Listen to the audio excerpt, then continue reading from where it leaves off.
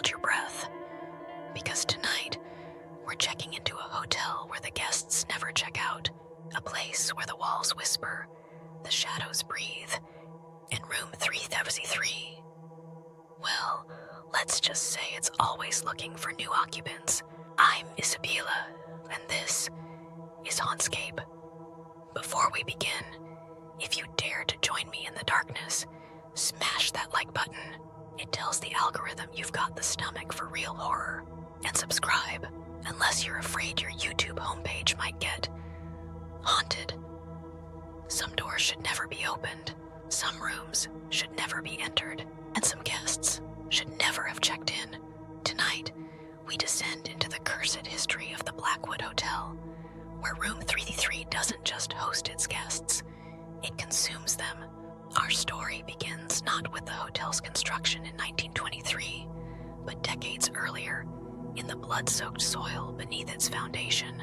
This land was once the site of the Blackwell Asylum, where in 1807, a patient named Esther Holloway set fire to the East Wing, killing 47 souls. Witnesses claimed Esther wasn't trying to escape. She was trying to keep something inside.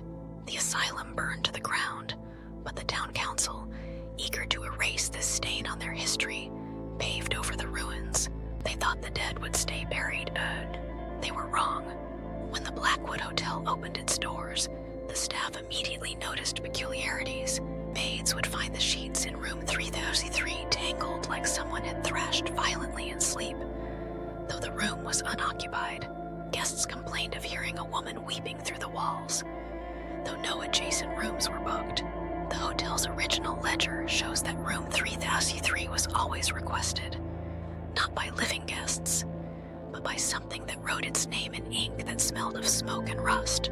The first documented disappearance occurred on October 17th, 1934. Industrialist Charles Whitmore checked in after missing the last train. The night clerk reported hearing Whitmore arguing with someone at 2:17 a.m. Those security logs confirm he was alone. When staff entered the room the next morning, they found Whitmore's cigar still smoldering in the ashtray, his suitcase neatly packed, and his reading glasses placed carefully on the nightstand. But of Charles himself, only two clues remained: the faint outline of a handprint on the mirror and the unmistakable scent of burning hair. What makes room 333 different from other haunted locations isn't just the disappearances, it's the evidence left behind. In 1948, photographer Geraldine Moss stayed the night to document the phenomenon. Her camera captured 17 photos before the film ran out. The first 16 show an ordinary hotel room, but the 17th shows a woman standing behind Geraldine, her ashen fingers resting on the photographer's shoulders, her mouth open in what might be a scream or a song. The developing fluid in the darkroom that night was found boiling in its trays, though no heat source was present.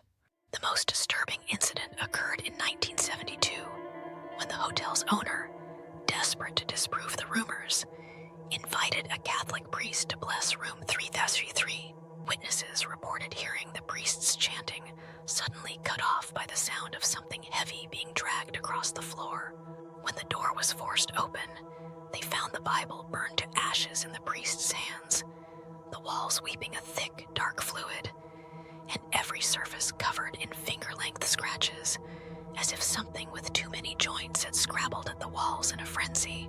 The priest was never seen again, though guests to this day report hearing Latin prayers echoing from behind room 333's walls. Modern paranormal investigators have discovered something even more unsettling. Digital recordings in room 333 consistently pick up a sound just below human hearing, a frequency that causes nausea and nosebleeds in those exposed too long.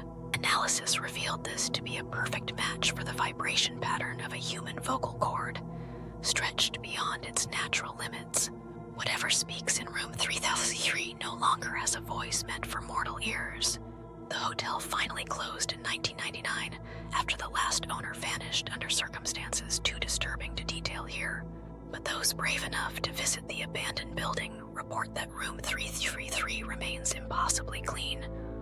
No dust on the nightstand, no cobwebs in the corners. The bed is always made with fresh linens that smell faintly of lavender and charred flesh.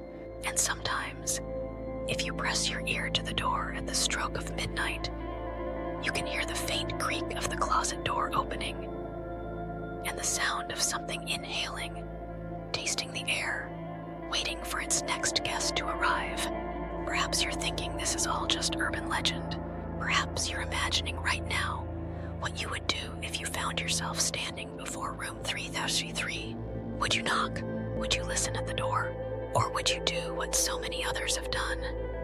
Reach into your pocket, feel for the cold metal of the key that wasn't there a moment before, and understand with dreadful certainty that your reservation was never optional.